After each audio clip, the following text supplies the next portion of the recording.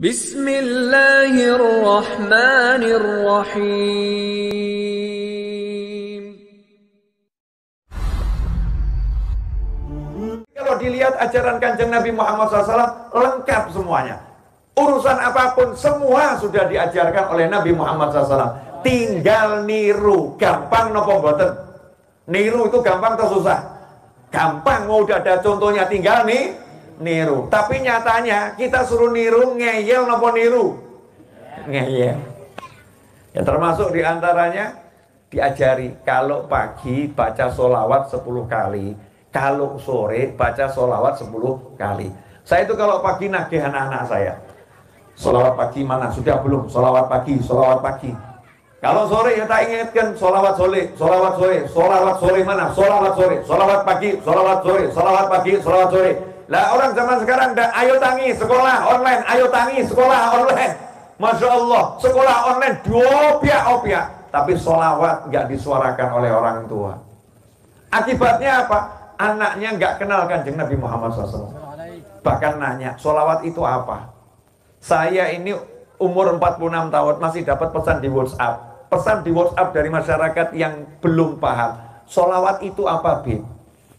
Sholawat itu apa? Ini kan sesuatu yang sangat menyedihkan. Sampai umat Kanjeng Nabi Muhammad SAW nggak paham sholawat itu apa. Padahal kalau kita ini udah baca sholawat, sering baca sholawat, jaminan selamat dunia, selamat akhirat. Sebagaimana disabdakan Nabi SAW, siapa sholawat pagi 10, sholawat sore 10, pasti dapat syafaatku. Gampang tuh ya. Rasul nggak nyuruh kita sholawat 1000, nggak nyuruh 2000, standar minimal 10. Tapi yo kebangetan. Kalau kita cuma pegang itu aja ya kebangetan. Itu standar minimal 10 pagi, 10 sore. Alhamdulillah di Indonesia kan masyarakatnya kita ini doyan sholawat. Didik-didik sholawat, dikit-dikit sholawat. Mau azan dia sholawat. Ya, mau azan itu sholawatan dulu, baru azan. Mau qomat, sholawat, baru qomat. Semua diawali dengan sholawat. Alhamdulillah di negara kita. Cuman ini kalau nggak kita ajarkan ke anak-anak kita, bisa hilang. Kebiasaan bapaknya ini bisa hilang. Padahal berkat sholawat itu semua akan mudah didapat. Berkat sholawat semua mudah didapat. Kenapa? Karena sholawat ini amal yang menjadikan Allah mau nyolawatin kita. Siapa yang sholawat kepadamu 1 kali, aku bersolawat kepadanya 10 kali. Saya mau ngasih contoh yang praktek saja. Mugi-mugi saya bisa praktek dengan sakit praktek. Amin ya. Dikatakan siapa yang waktunya habis untuk sholawat terus sampai nggak sempat dungo, nggak sempat minta, waktunya habis sholawat terus, maka Rasul menyatakan kalau begitu yang jadi pengenmu dikasih sama Allah, dosa-dosamu diampuni Allah. 2 ya. Tukfa'ammu wa yughfar laka dzanbuk atau kama qala sallallahu. Yang kamu inginkan dikasih, dosa-dosamu dihapus. Syaratnya 1, sholawat terus. Ya sholawat terus. Sekarang coba dicek contoh para kiai, para habaib, ulama-ulama yang istiqomah di jalan amal soleh. Coba ditinggali. 1 wajahnya. Fotonya para habaib dan para kiai itu ya bukan fotonya artis-artis yang pakai di make up macam-macam. Wajah apa adanya, betul ya? Apalagi zaman dulu seadanya kamera jepret. Sekarang kamera ini tergantung merek handphone. Semakin oke handphonenya, semakin ganteng wajahnya. Betul tuh.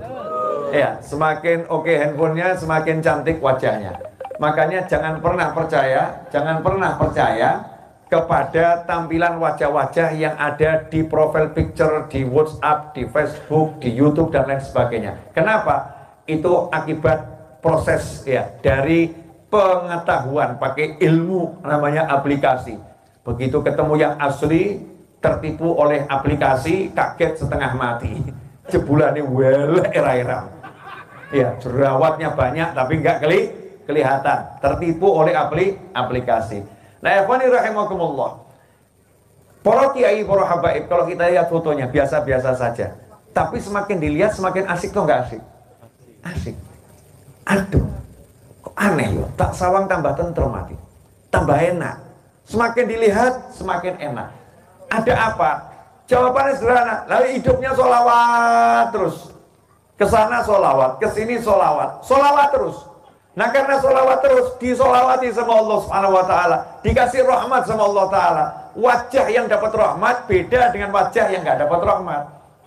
Bayangkan seorang suami udah sholat tidak, ya sholawati tidak, kemudian orangnya juga nyebelin. Itu istri kalau lihat walaupun ganteng kan hati ini pegel. Bu, boleh saya nanya bu, pilih mana bu? Suami wajah jelek menyenangkan hati atau wajahnya tampan tapi megel hati? Lah, mesti ngeyel. Mesti ngeyel. Oh, pertanyaannya cuma 2 kok jawaban nomor 3. Pilihannya itu cuma 2, nggak ada C. A, suami tampan menjengkelkan. B, suami wajah buruk rupa menyenangkan hati. Pilih yang mana? A atau B? A atau B? Mesti C. Yang C canda IDW, gitu kan ya? Yang C sesuai keinginanku sendiri. Bu, saya kasih tahu ya, nggak ada judulnya suami menyenangkan hati kok wajahnya nggak tampan, nggak ada. Wajah itu kan pandangan tergantung hatinya jenengan toh. Hati kita. Kalau hati kita seneng welek disawang jadi ayu, welek disawang jadi ganteng. Kalau hati seneng, kalau hati nggak seneng, Habib ganteng seperti ini jadinya welek. Di sini juga sama. Habib ganteng seperti ini, kalau megel hati gitu ya, pegel hatinya welek. Nggak mau lihat, betul ya. Tapi kalau Habibnya jelek seperti ini nyeneng no hati, jelek seperti ini nyeneng no hati, jelek seperti ini, ya bu ya, jelek seperti ini nyeneng no hati, di sawang ganteng, masya Allah, masya Allah, seneng hatinya. Berarti kuncinya hidup di mana? Saya mau tanya lagi, pemirsa juga mau nanya manjenengan. Makanan enak tapi hati tidak enak, jadinya enak atau tidak enak? Tidak enak, betul. Makanan tidak enak, hatinya enak, jadinya apa? Tidak enak. Ya tetap tidak enak, makan tidak enak kok ya. Makanan tidak enak tapi hatinya enak, tetap tidak enak, tapi lain. Orang enak ini biasa-biasa saja. Makanan yang biasa tapi hatinya enak, jadinya apa? Enak luar biasa. Enak. Orang lain heran, biasa, enak. Yang bedakan hati. Lah gimana caranya ini punya hati yang enak? Ben hatine penaki caranya pripun? Caranya bagaimana hati saya enak? Caranya bagaimana? Di Jogja itu ada sate kelatak ya? Betul ya? Terkenal di beberapa wilayah di Jogja ada sate kelatak. Kelataknya enak. Tapi kalau hatinya nggak enak, jadinya gimana? Yang disalahkan kelatak. Kelatak kok orang enak. Yang sebelahnya enak, orang enak. Enak. Ternyata masalahnya hati, bukan masalah kelatak. Gimana caranya biar hati enak? Simple. Coba dicek ya. Boleh dicek.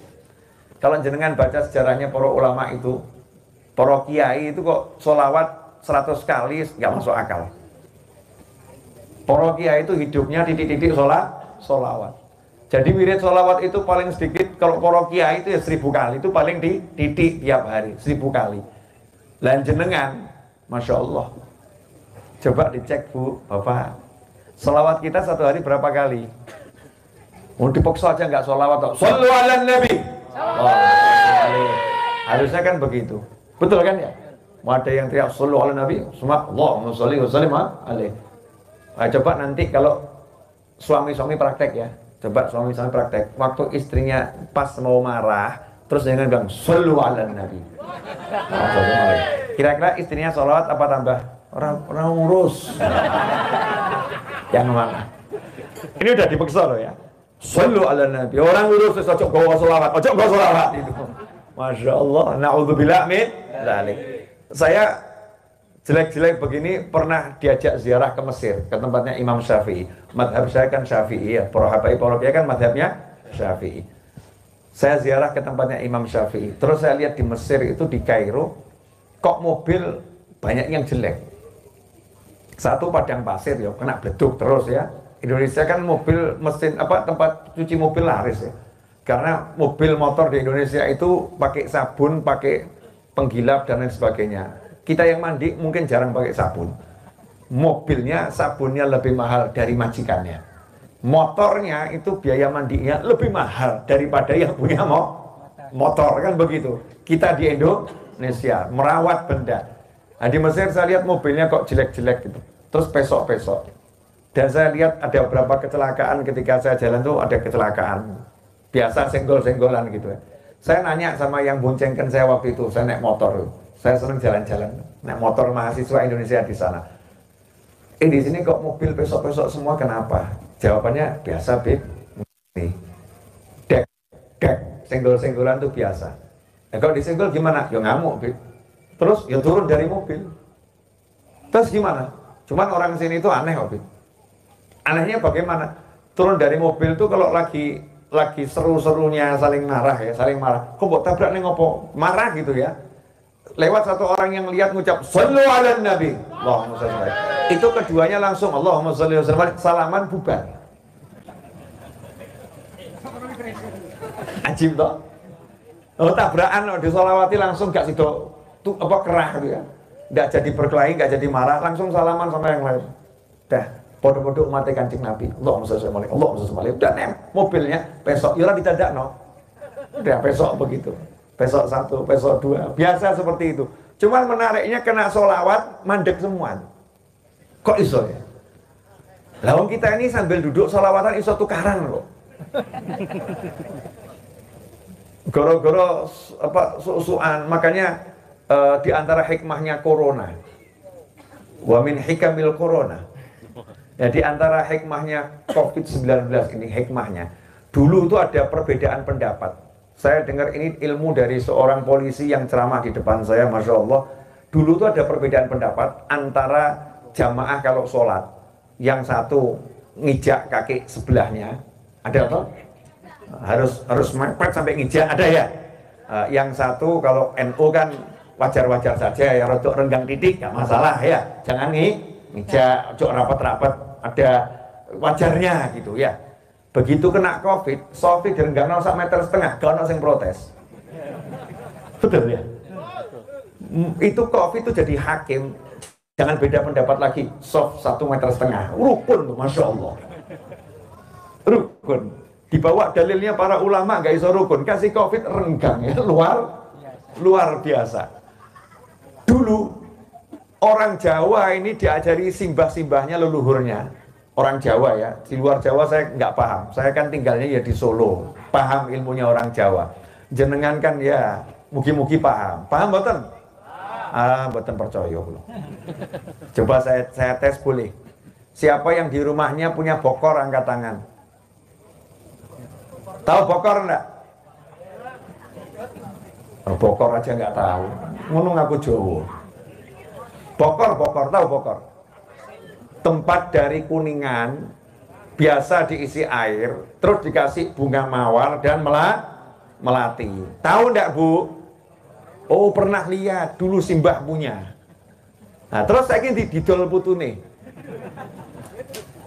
Punya simbah punya, cucunya yang jual. Betul ya? Dan nanti saya akan jelaskan bab bokor. Sekarang saya mau lihat ilmunya orang Jawa. Dulu tuh simbah tuh ngajari, kalau mau masuk rumah, depan rumah tuh dikasih padasan. Betul? Orang Jawa tempo dulu, setiap rumah di luar ada padasan. Kalau mau masuk rumah diajari, cuci tangan, cuci kaki, ya minimal itu kan, buang sawane dalan. Betul? Buang sawane dalan. Cucunya rodok keminter ngaji di masjid, diajari entah siapa ya.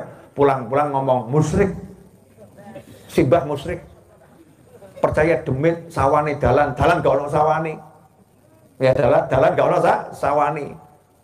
Setelah berapa puluh tahun kemudian didatangkan corona sama Allah Ta'ala, klik masuk corona. Begitu masuk corona, bukan cuma di depan rumahmu, ya di mana-mana dipasangi wastafel darurat.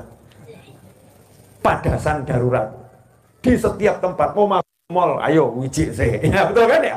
Mau kemana harus cuci tangan, harus itu harus. Buang sawani dalan yaitu di antara sawani dalan al corona wal covid.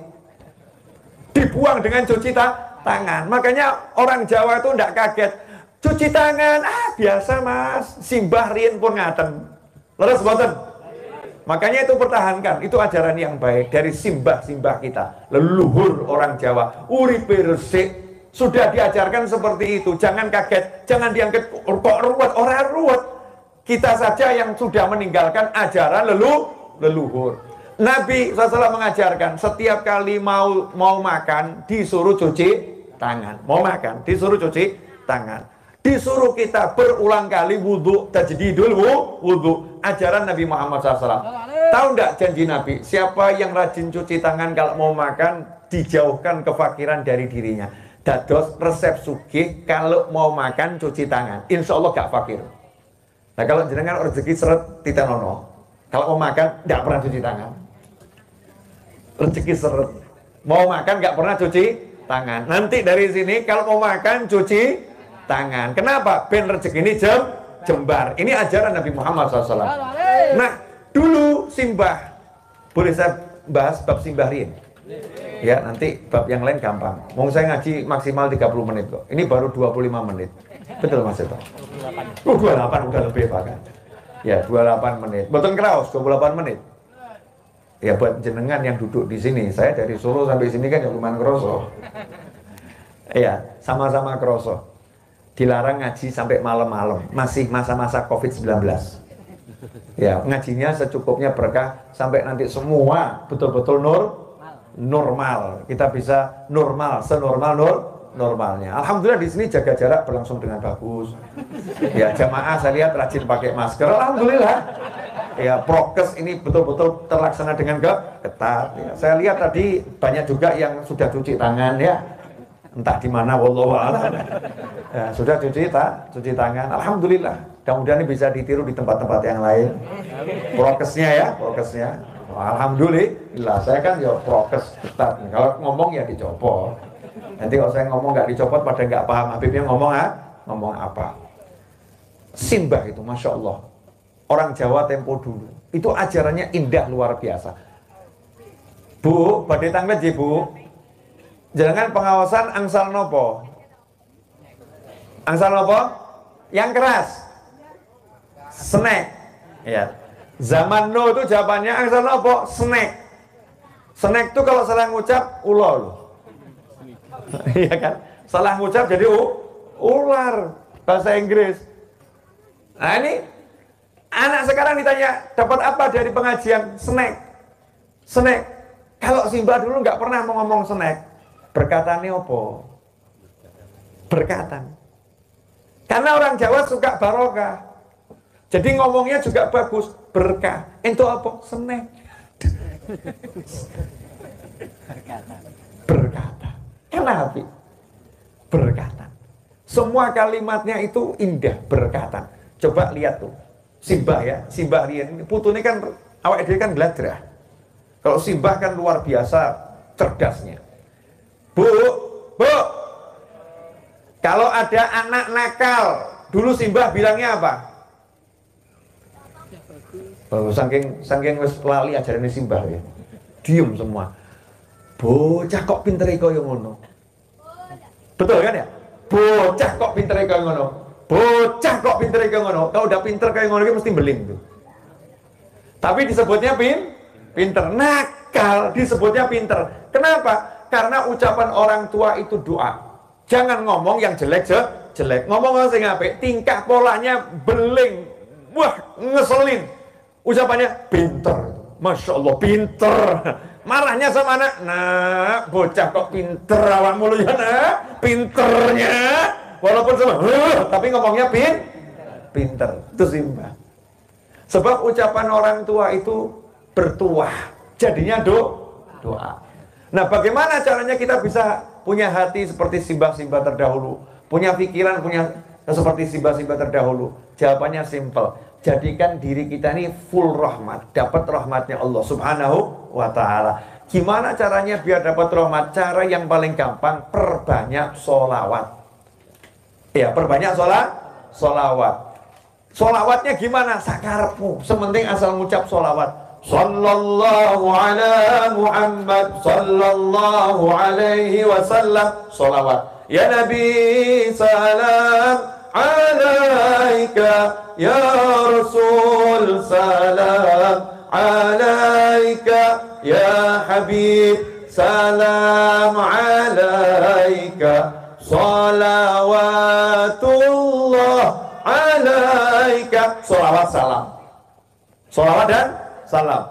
Salatullah salamullah ala taha Rasulillah, salatullah salamullah ala yasin habibillah. Salawat salam sakarepmu, sementing ngucap salawat.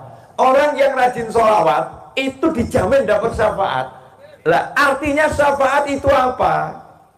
Nah ini yang mau saya jelaskan singkat padat, mugi-mugi manfaat, amin. Syafaat itu artinya pertolongan. Nah itu juga artinya pertolongan. Bahasa Arab itu syafaat sama i'anah beda.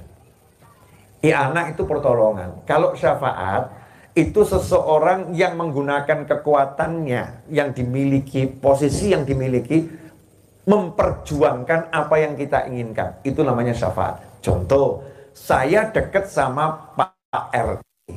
Jenengan butuh tanda tangan Pak RT untuk nikah, ngurus surat nikah. Butuh tanda tangan Pak RT. Tapi Pak RT ditemui kok susah, gak ketemu-ketemu terus. Tahu saya dekat sama Pak RT, jenengan ngomong, "Mbok tulung aku." Ben iso ketemu Pak RT gampang, terus langsung dados tanda tangan. Tolong saya ditulungi.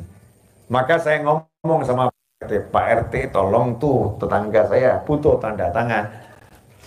Gimana caranya biar cepat? Pak RT ngomong, ya sudah, ya Habib, bawa sini kertasnya, tinggal saja nanti saya tanda tangani. Saya yang ngomong begini sama Pak RT, saya namanya lagi memberikan syafaat kepada tetangga saya yang butuh tanda tangan. Itu namanya syafaat. Modalnya tonggo saya cuma ngomong tulung. Betul ya? Tulung. Terus yang capek siapa? Pak RT-nya enggak tanda tangan, sing marani Pak RT. Saya yang capek-capek, lelah-lelah berjuang agar hajatmu butuh tanda tangan beres. Nah, saya yang memperjuangkan kebutuhanmu, itu namanya lagi memberikan syafaat. Jelas. Nah, sekarang saya butuh selamat di kuburan. Lah kalau dihitung amal saya kok nggak cukup, maka saya butuh syafaat Kanjeng Nabi SAW untuk ngomongi malaikat. Malaikat tolong yang satu ini jangan disiksa. Lah kalau yang ngomongi Kanjeng Nabi SAW, malaikat sudah diperintah apapun kata Kanjeng Nabi turuti. Siapa yang merintah? Allah Subhanahu wa Ta'ala. Berarti kalau kita pengen selamat di kubur, caranya gimana? Gampang, minta tolong Kanjeng Nabi Muhammad SAW agar nanti menjamin kita tidak disiksa malaikat. Berarti kita harus kontak Nabi Muhammad SAW. Kita rayu Nabi Muhammad SAW biar kenal sama kita, paham sama kita, sehingga kalau kita butuh apapun, Kanjeng Nabi yang nanti minta sama Allah Subhanahu wa Ta'ala. Itu namanya kita dapat syafaat Nabi Muhammad SAW.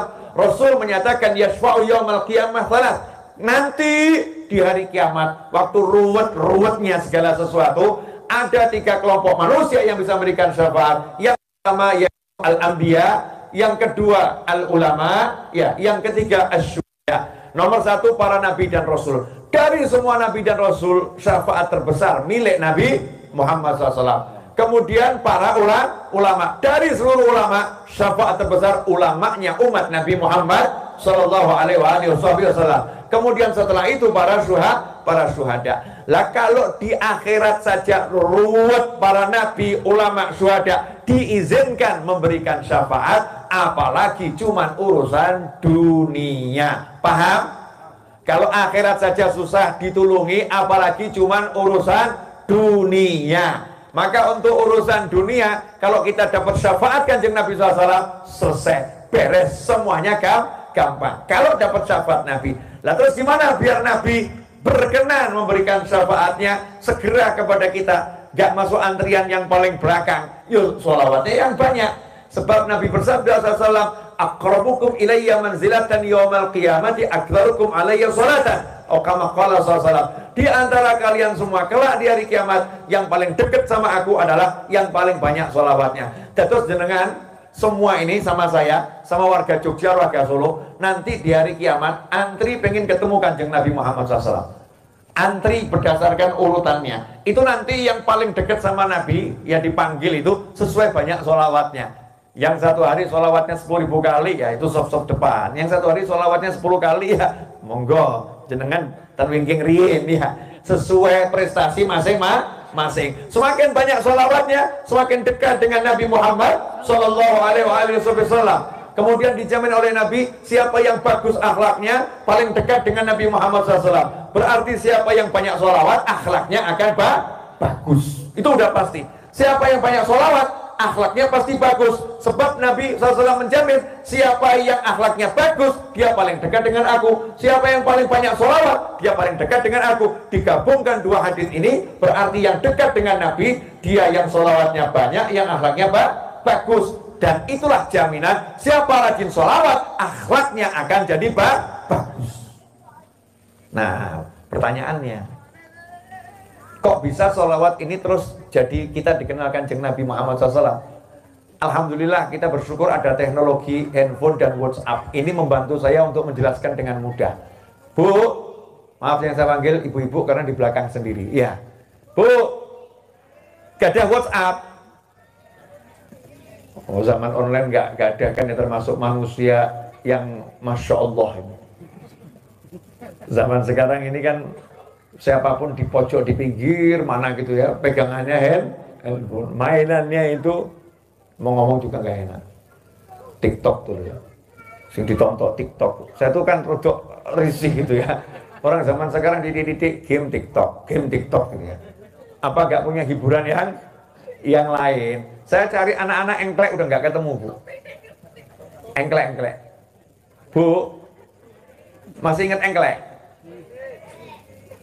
Masih? Kapan terakhir engklek sama suaminya? Sengklek. Engklek cuman tuk. Capek. Udah nggak kuat. Ngos-ngosan, engklek. Coba ya besok pagi anaknya diajari engklek. Mungkin adik-adik ini nggak paham engklek itu apa. Dek, tahu engklek itu apa? Apa? Coba praktek no. Ayo coba, siap. Oh ya, pintar sih, Masya Allah pintar itu. Iya, apa namanya? Jogja dilawan. Ya. Ternyata engklek masih terpelihara di sini, saudara-saudara.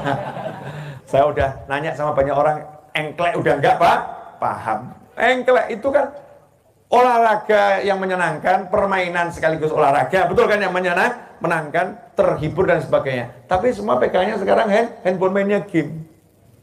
Ya, mainannya adalah game. Nah, ini WhatsApp, saya ambil contoh WhatsApp. Handphone saya, contoh Mas itu, handphone. Nah, ini handphone ya. Nah, ini handphone ini kalau saya udah simpen nomor di sini. Saya simpen nomor misalnya 1000 nomor. Nomor jenengan-jenengan ada 1000. Saya simpen. Terus jenengan kok kirim WhatsApp ke saya. Muncul enggak namanya? Muncul kan? Anton, Abdullah, Ali, Sulaiman. Saya cari nama Sulaiman itu sekarang udah longko. Jarang orang ngasih nama Sulaiman sekarang. Iya. Betul. Jarang terdengar Sulaiman. Padahal Nabi Sulaiman itu kan gak kurang sugi. Katanya pengen punya anak yang sugi, tapi ngasih nama Sulaiman kaboten. Sulaiman gitu ya. Orang Sulaiman banyak enggak pakai nama Sulaiman? Kan dia mirip-mirip gitu kan ya sebutannya. Nah, itu di area makam Nabi Muhammad SAW, Allah tugaskan malaikat khusus. Allah tugaskan malaikat khusus. Yang malaikatnya itu dikasih, kalau saya punya handphone, malaikatnya mirip entah teknologinya apa, teknologi langit ya, dibawa malaikat, isinya itu daftar nama seluruh makhluk dari zaman Nabi Adam dan sampai hari kiamat sudah ada di tangan malaikat. Wah, ini database yang luar biasa ini. Ya, Peduli Lindungi kalah. Ini database malaikat loh. Nama dan track GPS-nya itu nggak pakai sinyal lemot, nggak ada. Nggak bisa diotak-atik ini daftar malaikat. Jadi begitu ada yang bergerak bersolawat Allahumma sholli ala Sayyidina Muhammadin, ini baru mengucap Allahumma sholli, kan mulutnya yang telat. Kalau hatinya kan sudah ya. Kan mulut itu kan kalah sama hati. Hatinya udah sholawat, mulutnya telat. Mulutnya baru Allahumma. Itu di catatannya malaikat langsung kunting. Fulan bin Fulan. Fulan bin Fulan. Fulan anaknya Fulan bersolawat pada Nabi Muhammad SAW. Lokasinya di sini, jam sekian, datanya lengkap. Malaikatnya ngomong ke kanjeng Nabi Muhammad SAW. Ya Rasulullah, Fulan bin Fulan ada di Jogja. Dia lagi bersolawat padamu sebanyak sekian. Itu laporannya lengkap. Terus kanjeng Nabi jawab, untuknya juga solawat dan salamku. Allahumma sholli alaihi. Jadi kalau kita satu hari solawat 1000 kali, berarti satu hari kita dilaporkan pada kanjeng Nabi Muhammad SAW. Nah kalau satu hari dilaporkan kanjeng Nabi 1000 kali, istiqomah kita 1 tahun solawat terus. Gak usah bingung hajat dunia, belum sempat mikir keturutan. Kenapa? Kanjeng Nabi siap ngasih syafaat. Siap ngasih syafaat. Makanya para kiai kalau dilihat, jenengan nate mireng solawat nariyah. Solawat nariyah, solawat munjiah. Dulu para kiai itu kalau ada santri punya hajat, nggak repot-repot. Nariyah 4.444 kali baca. Tapi santri dulu loh ya, santri dulu. Sendiko dawuh kiai. Santri sekarang nawar. Kiai, niki kontan nopo kredit? Masya Allah. Maksud saya ini sekali duduk selesai atau bisa diangsur? Atau bisa diangsur? Kiainya ya rodok, Habibnya sama kiainya ngeluh. Santri zaman saiki dikai sing gampang loh, solawat gampang timbang ruwet ya, duduk loh ya, gak keliling kemana-mana loh, bukan disuruh miber ngalor ngidul ngitan ngulon, kamu duduk solawat nariyah baca, ijek nawar kontan nopo kredit, sakit diangsur boten, Masya Allah. Solawat ditawar, sinten niku? Orangnya hadir enggak?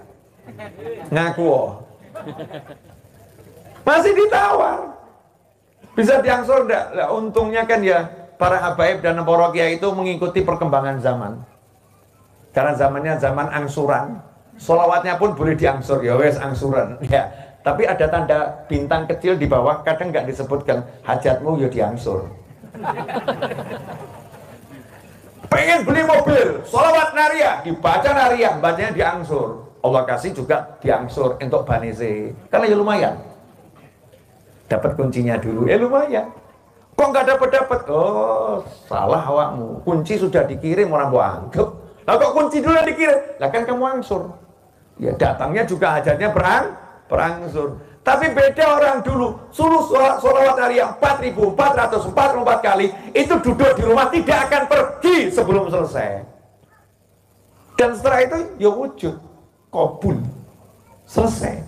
Nah kita coba disuruh sholawat nariyah 4.444 kali, jawabannya apa?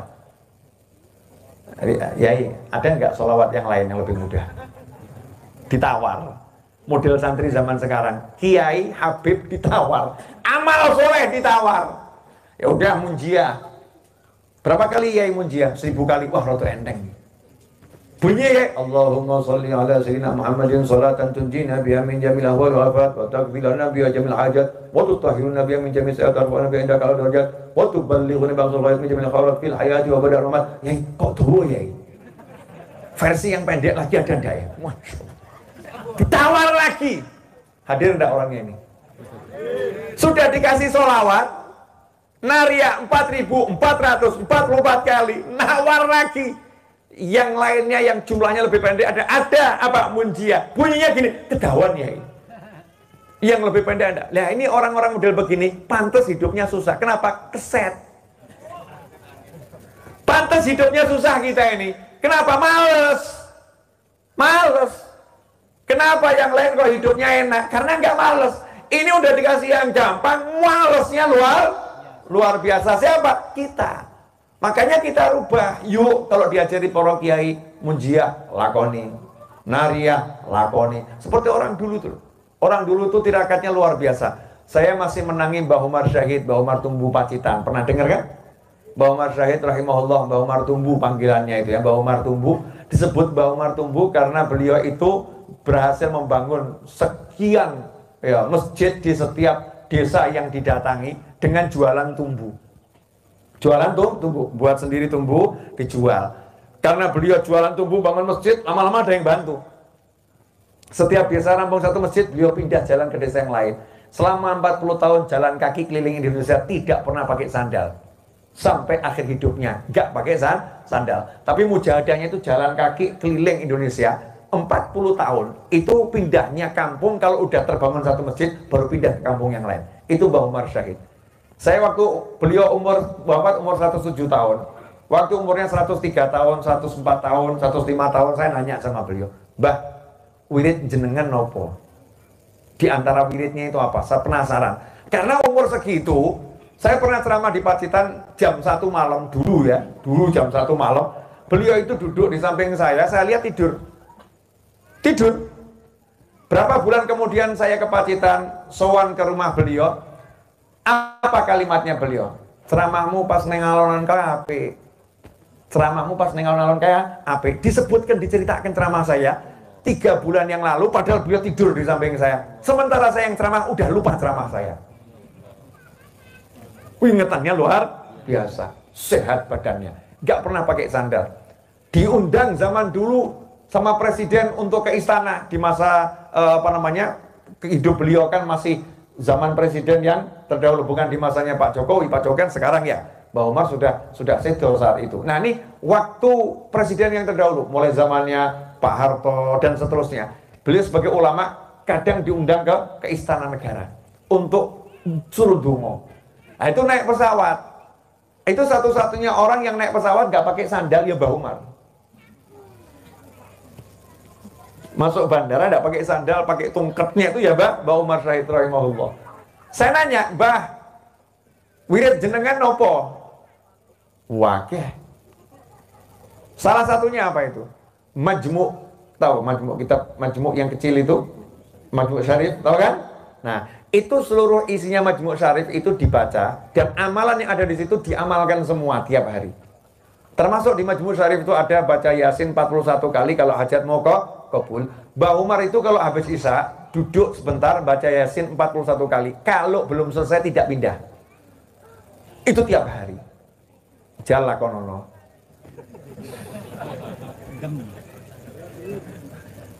Ya jadinya Mbah Umar Syahid. Ya, gak golek rezeki di oyak-oyak rezeki karena dunia gak ada di hatinya. Punya duit sama kertas tuh podo wae. Kalau kita kan kertas merah sama biru udah beda arti, betul ya? Dikasih suami merah 5 sama hijau 10, pilih mana? Merah 5. Kalau suaminya ngasih uang 2000-an gitu ya, 10. Tiap ngasih uang 2000-an 10. Istrinya bilang apa? Terima kasih atau rodok maidu? Oh maidu, gak pakai rodok lagi ya? Maidu. Tapi kalau merah 200 lembar, kira-kira gimana? I love you sayang. Senangnya luar biasa. Wajar kita masih bedakan warna. Kalau Mbah Umar nggak pernah bedakan duit baik kertas sama dengan sama. Delok duit, delok kertas. Delok kertas, delok kertas. Nggak ada di hatinya dunia. Datang seorang ibu-ibu ke rumah beliau nangis. Mbah, tolong didoakan. Kenapa? Sapi saya ini berangkat, sapinya nyampe, duitnya nggak sampai. Ditipu sama orang saya, sapinya sampai dikirim, tapi duitnya nggak dibayar sampai sekarang. Hampir 100 juta Mbah itu totalnya Mbah. Tolong doakan Mbah, saya tertipu orang ini. Jawabannya Mbah Umar, alhamdulillah, syukur dumateng Gusti Allah. Lah yang curhat ya kaget. Lalu ditipu kehilangan puluhan yuto kok suruh syukur. Kok syukur pripun Mbah? Nangisnya mandek seketika. Kaget soalnya. Gak jadi nangis. Maka saat itulah Mbah Umar bilang, ya syukuro, alhamdulillah kamu itu dijadikan orang yang tertipu, bukan dijadikan seperti dia yang penipu. Berarti awakmu wong apik, dhek sing elek, kowe sing apik. Syukur, alhamdulillah dadi wong apik. Masya Allah. Nasihat model begini ini masih ada enggak sekarang ini? Longko, betul kan ya? Yang ada melu itu, wah gendeng kae, dang kae, sopo kae. Ya kita ini ikut maido yang nipu ya, ikut mencaci maki yang nipu, nggak menyolusikan hati. Tapi kalau para kiai, masya Allah, hatinya disolusikan. Syukur dulu nih, kamu lagi ditunjukkan sama Allah. Kalau kamu orang baik, dengan melihat dia itu orang yang jelek, orang yang menipu, yang gak iman sama Allah dengan baik, imannya lagi anjlok, maka bersyukurlah pada Allah Subhanahu wa Ta'ala. Ternyata apa? Kuat amalannya kuat Mbak Umar. Nah sekarang kita mampu ndak amal soleh, solawat yang gampang saja. Mulai dari pagi solawat 10, sore solawat 10. Kemudian mulai dari kalau duduk baca solawat, kalau bangun baca solawat. Mulai dari kalau doa awali dengan solawat, tutup dengan solawat. Mulai kalau mau melakukan yang baik, disolawatin dulu. Insya Allah kabul. Ya termasuk diantaranya, kalau kita itu pengen hajat, ini saya praktek udah sering. Solawat nabi. Kalau belum mampu tawasuli dengan sholawat, ya Allah, saya pengen rumah itu, potretan rumahnya cepret, ya, terus di print, taruh di kamar, tiap hari baca sholawat, niat tawasul dengan sholawat, pengen punya rumah seperti itu, sholawati terus. Nanti insya Allah dapat rezeki entah dari mana, bisa beli rumah seperti itu. Ya, tapi ya tenanan nyolawat ini, Allahumma sholli ala sayyidina Muhammad, Allahumma sholli wa sallam ya. Sama Kanjeng Nabi tolong mintakan sama Allah, Allahumma sholli ala sayyidina Muhammad, sama melihat rumahnya tadi. Mungkin sebagian orang akan ngomong, masa sholawat buat cari duit? Ya lebih baik cari duit dengan baca sholawat daripada cari duit dengan nipu orang. Betul. Baca sholawat itu tawasul dengan amal soleh. Siapa yang melarang orang tawasul dengan amal soleh? Lawang itu yang di gua kekurung saja. Itu pakai amal soleh buat minggirno batu kok. Buat nyingkirno batu kok pakai amal soleh. Ya, bukan pakai dorong mendorong, suruh menyuruh, gak katrol. Tapi pakai apa? Pakai amal soleh biar batunya tersingkir. Nah kalau kita pengen semua hambatan kita tersingkir, pakai amal soleh namanya sholawat. Siap nambah sholawat? Siap istiqomah sholawat? Siap ngamalkan amalan simbah, cuci tangan, cuci kaki sebelum masuk rumah? Nah itu prokes namanya. Zaman now namanya prokes, protokol kesehatan. Itu zaman dulu namanya buang sawah dalan. Terima kasih, udah 1 jam saya bicara. Betul Mas Eto? 2000 yang mana? Yang nonton 2000 tuh. Oh, jamaah YouTube lebih banyak saudara-saudara. Yang nonton 2000, nanti insya Allah ditonton orang banyak lagi. Pemirsa dimanapun antum berada, apa yang saya sampaikan tadi tolong diambil satu saja, nggak usah banyak-banyak diamalkan. Satu aja, nggak usah banyak-banyak diamalkan. Yang hadir masing-masing ambil satu, diamalkan. Penutup pesan saya buat diri saya dan antum semua. Hidup ini sebentar. Dan kemarin udah dicontohkan dengan COVID yang menggila itu, banyak yang wafat karena COVID. Betul ya? Banyak yang wafat, sebentar orang meninggal. Seharusnya kita sadar, hidup itu cuma sebentar. Jadi ya siapkan untuk pindah ke sana. Dan tidak ada persiapan yang lebih baik kecuali amal soleh. Saya titip pesan satu saja. Satu, tidak banyak-banyak. Tulung, seneng bapak ibumu. Senangkan orang tuamu yang masih hidup maupun yang sudah meninggal dunia. Itu jalan keselamatan yang paling besar, menyenangkan orang tua. Yang hadir pengajian ini kalau membuat hati orang tuanya luka, ganjaranmu entek kabeh. Entek. Bukan gak dapat tapi habis tekor. Kalau kita melukai hati orang tua, senengkan orang tuamu. Caranya senengkan orang tua gampang. Cium tangannya, cium keningnya. Masya Allah, sekarang suruh nyium kening orang tua saja kok beratnya luar biasa. Tapi nyium yang haram-haram kok ya semangat. Na'udzubillah min dzalik. Orang tuanya sendiri, ibunya, ayahnya, cium keningnya. Saya dulu biasa mencium kening ayah saya dan ibu saya. Sekarang mau cium kening ayah saya udah nggak bisa karena udah pindah ke alam barzah. Mudah-mudahan ibu saya panjang umur, fitoleh, amin. Dan ibu antum semuanya. Nah kalau jenengan masih punya lengkap, nikmat ono, cium kening orang tua itu diambung, dicium betul itu. Ya. Nah kalau yang sudah nggak punya orang tua, cari mertua. Karena mertua itu kan sama dengan orang tua. Cium keningnya, maka akan menjadi sesuatu di sisi Allah Ta'ala. Langsung Allah ridho. Kalau Allah ridho tuh urusan kita akan beres semuanya. Dan seringkali kita banyak kena masalah gara-gara kita hubungan sama orang tua nggak beres. Perbaiki hubunganmu dengan orang tuamu, maka Allah akan bereskan urusanmu di dunia dan akhiratmu. Amin. Jazakumullah khairan. Semoga berkah manfaat. Mari kita tutup dengan sedikit tapi tidak berarti sedikit doa. Ya, doa itu sekecil apapun dia banyak dan besar.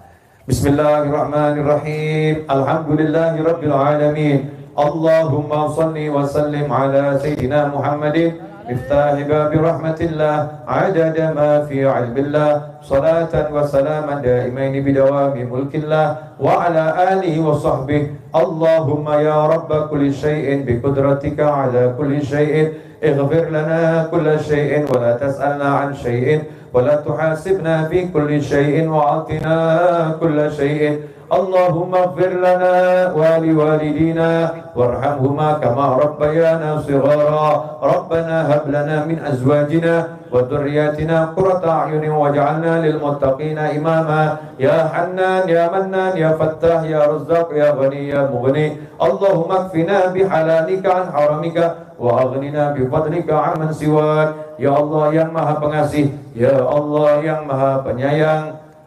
Ya Rabb, tolong jadikan kami anak-anak yang berbakti kepada orang tua kami, ya Allah.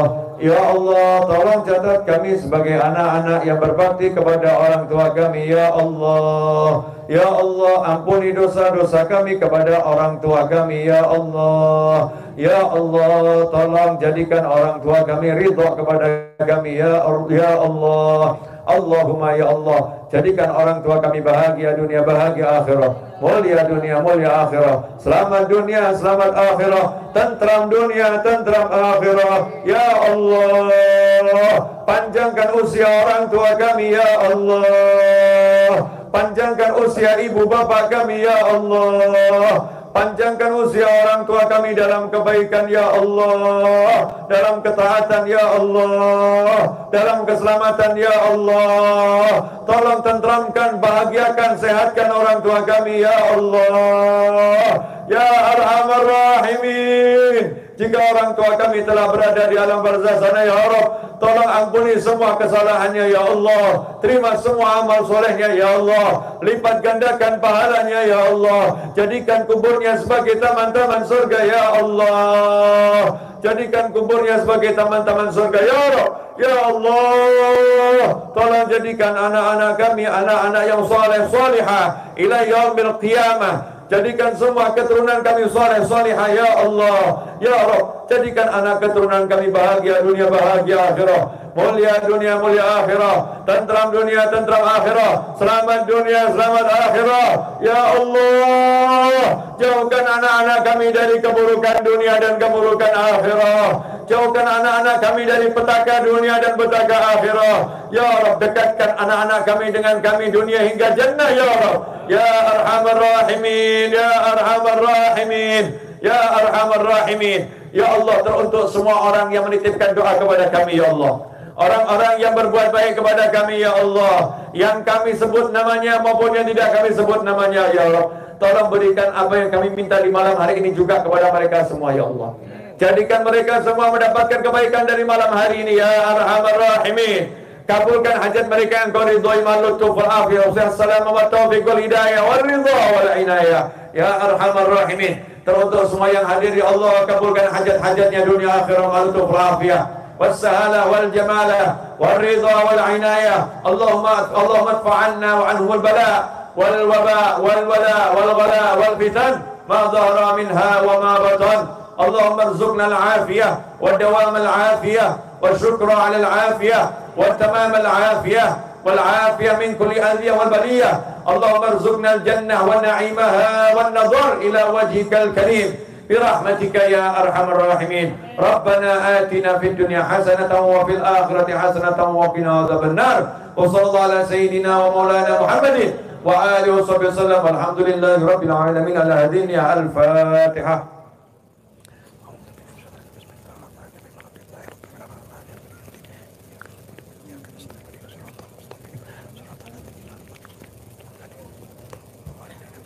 Saya ijazahkan sholawat miftah amalkan biar dapat mimpi bertemu Nabi Muhammad SAW.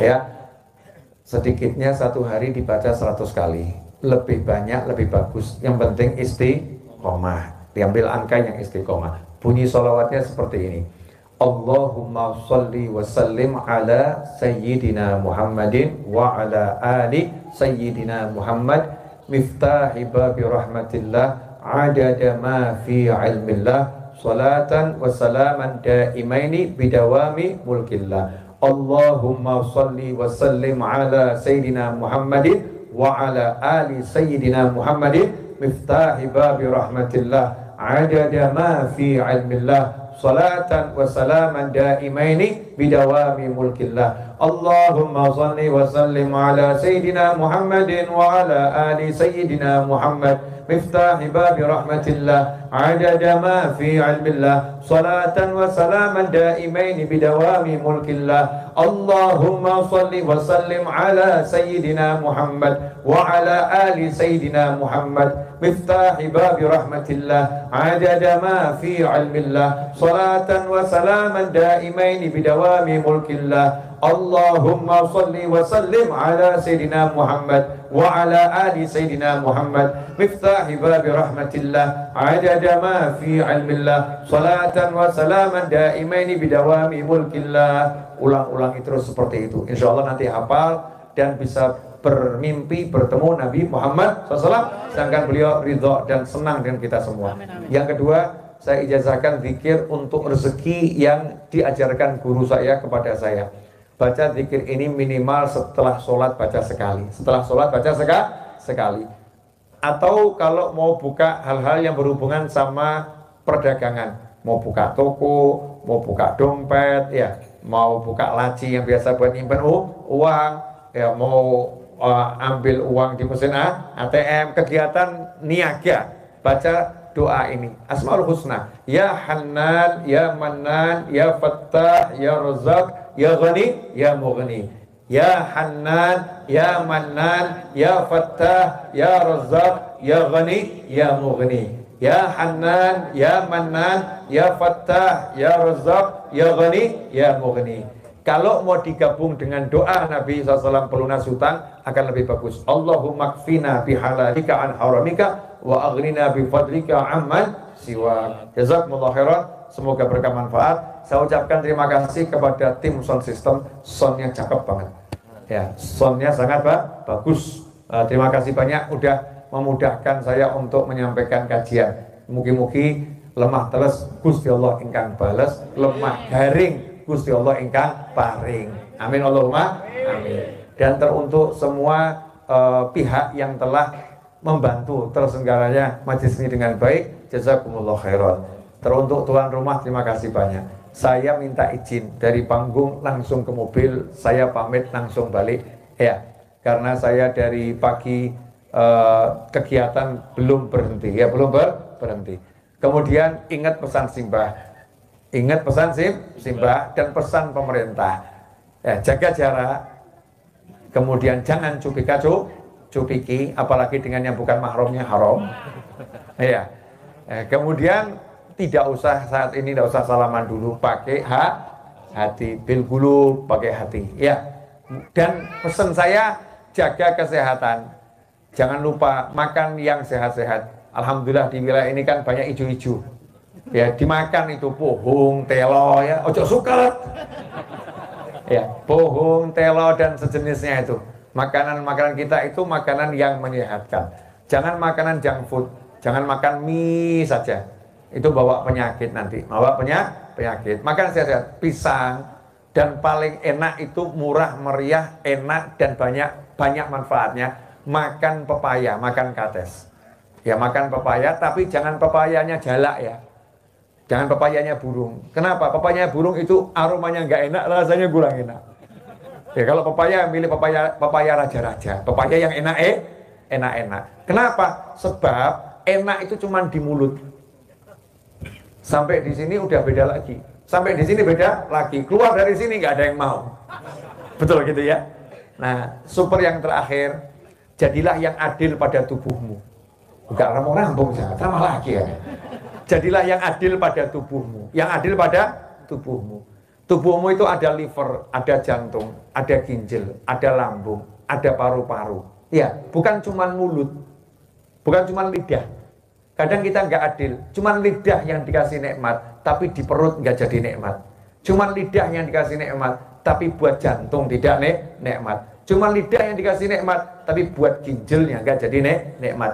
Cuma lidah yang dikasih nikmat, tapi paru-parunya tidak nikmat. Kasih yang kalau lidahmu merasakan nikmat, tenggorokanmu merasakan nikmat, lambungmu merasakan nikmat, sampai ke seluruh anggota tubuhmu merasakan nikmat. Pilihlah makanan yang sehat. Makanan Simbah is the best. Makanan Simbah is the best. Makanan yang ada sekarang, wallahu a'lam. Tapi makanan Simbah is the best. Pertahankan makanan Jawa kuno. Jangan lupa dengan makanan Jawa baru. Sing lawas ya dihajar, yang baru ya kita pilih. Sebab yang baru menunya campur-campur yang begitu. Mudah-mudahan jenengan paham maksud saya. Kalau nggak paham ya semoga dipahamkan. Kalau tetap nggak paham ya nggak jadi masalah.